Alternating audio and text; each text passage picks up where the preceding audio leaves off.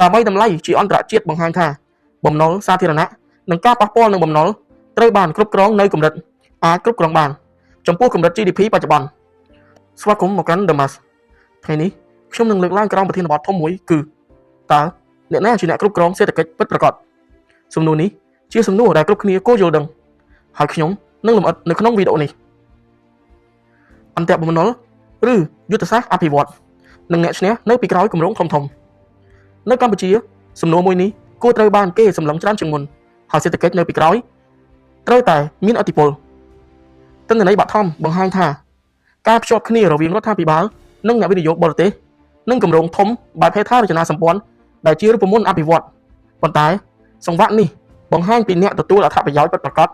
ដែលមិនមែនជាសាធារណៈទាំងស្រុងទិន្នន័យសំខាន់កំណើនសេដ្ឋកិច្ចនៅតែជាផ្លូវថ្នល់ប៉ុន្តែសមត្ថភាពហិរញ្ញវត្ថុនៅតែមិនសមរម្យតែអ្វីតម្លៃជាអន្តរជាតិបង្ហាញថាបំណុលសាធារណៈនិងការប៉ះពាល់នឹងបំណុលត្រូវបានគ្រប់គ្រងនៅកម្រិតអាចគ្រប់គ្រងបានចំពោះកម្រិត GDP បច្ចុប្បន្នប៉ុន្តែមានសម្ពាធទីផ្សារនៅលើការទាញមូលនិធិរូបិយប័ណ្ណអន្តរជាតិនិងការកសាងគម្រោងធំៗ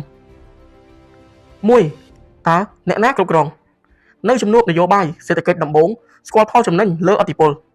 អ្នកកំណត់គោលដៅវិនិយោគនិងអនុម័តគម្រោងធំៗគឺរដ្ឋាភិបាលនិងក្រុមអ្នកសហការឬអាជីវកម្មជាន់ខ្ពស់ការសម្រេចចិត្តលើអំណាចហិរញ្ញវត្ថុធំៗចុះហត្ថលេខាភាគច្រើនស្ថិតក្រោមការសម្អាងរបស់ស្ថាប័នរាជការនិងអ្នកជំនួញដែលមានទំនាក់ទំនងនយោបាយជិតស្និទ្ធចំណុចនេះបញ្ជាក់ក្នុងការវិភាគនយោបាយសកលពីរបៀបអភិវឌ្ឍក្នុងប្រទេសកម្ពុជាដែលពិចារណាសម្ព័ន្ធភាពរវាងអំណាចនយោបាយនិងវិនិយោគ 2. អន្តរបំណុលឬយុទ្ធសាស្ត្រអភិវឌ្ឍពាក្យអន្តរបំណុល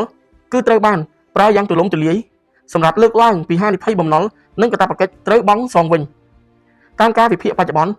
កម្ចីពីសហគ្រិនទូទាត់ឬហៅថាប្រាក់កម្ចីសម្បទាននិងគម្រោងបត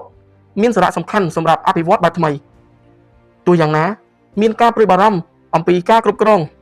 ខ្សែសង្វាក់បំណុលនិងភាពអតិភិបក្នុងការចរាចរគម្រោងមួយចំនួនក្នុងឆ្នាំថ្មីនេះមានសញ្ញាថាមូលដ្ឋានឥណទានប្រភពខ្លះបានត្រួតពិនិត្យឡើងឧទាហរណ៍ការកកស្ទះឥណទានពីប្រទេសចិនដែលបានធ្វើឲ្យតុល្យភាពហិរញ្ញវត្ថុមានការផ្លាស់ប្ដូរវចនានុក្រមវិជ្ជាជីវៈមនុស្សភាគច្រើនក្នុងដើមវិភាគសរសេរថាមិនអាចសន្មតថាអន្តរបំណុលតែងតែនៅទីនេះទេប៉ុន្តែបើគម្រោងមិនមានភាពតិចតួចក្នុងការប្រមូលផលអត្រាត្រឡប់ការវិនិយោគនិងតម្លាភាពវាអាចបំផ្លាញជីវភាពហិរញ្ញវត្ថុបាននៅពេលរក្សាបំណុលទី3អ្នកឈ្នះពិតនៅពីក្រោយគម្រោងធំៗអត្ថប្រយោជន៍នៃគម្រោងធំៗបែងចែកជា2ផ្នែកចម្បងអត្ថប្រយោជន៍សាធារណៈផ្លូវប្រព័ន្ធដឹកជញ្ជូននិងការរំដោះចលនាទំនិញសាធារណៈដែលអាចជួយបង្កើនប្រសិទ្ធភាពសេដ្ឋកិច្ចអត្ថប្រយោជន៍ឯកជននិងការចាប់យកវីរៈជនការកាន់កាប់សិទ្ធិ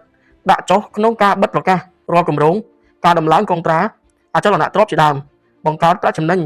ហើយក្រុមឧត្តមជនដែលមានការតភ្ជាប់នយោបាយអ្នកវិភាគនិងរាយការណ៍ឯកជនបានរាយការណ៍ពីលទ្ធផលវិនិយោគសម្រាប់គម្រោងច្រើនក្នុងឆ្នាំក្រោយនេះដែលបង្ហាញពីបណ្ដាញនៃការចែកចាយអត្ថប្រយោជន៍សេចក្តីសន្និដ្ឋានសម្រាប់អ្នកស្ដាប់អ្នកគ្រប់គ្រងសេដ្ឋកិច្ចពិតប្រាកដគឺជាការសម្របសម្រួលរវាងរដ្ឋាភិបាលអត្រាអនុទាននិងអង្គការដឹកនាំវិនិយោគអន្តរបំណុលមិនមែនជាសាច់ពាក្យដែលអាចយកមកប្រើជាការបង្ហាញឯកលក្ខណៈជានិច្ចទេប៉ុន្តែការគ្រប់គ្រងបំណុលនិងភាពស្វាហាប់ក្នុងតម្លាភាពអាចបង្កហានិភ័យច្រើនអ្នកឈ្នះពិតជាគណៈមនុស្សដែលមានសម្ព័ន្ធភាពនយោបាយពាណិជ្ជកម្មដូច្នេះការកែលម្អនយោបាយបើកចំហកិច្ចសន្យានិងបន្តផ្សព្វផ្សាយព័ត៌មាននឹងជាគន្លងសំខាន់សម្រាប់ធានាផលប្រយោជន៍សាធារណៈពីខ្ញុំ Damas ជួបគ្នានៅវីដេអូក្រោយ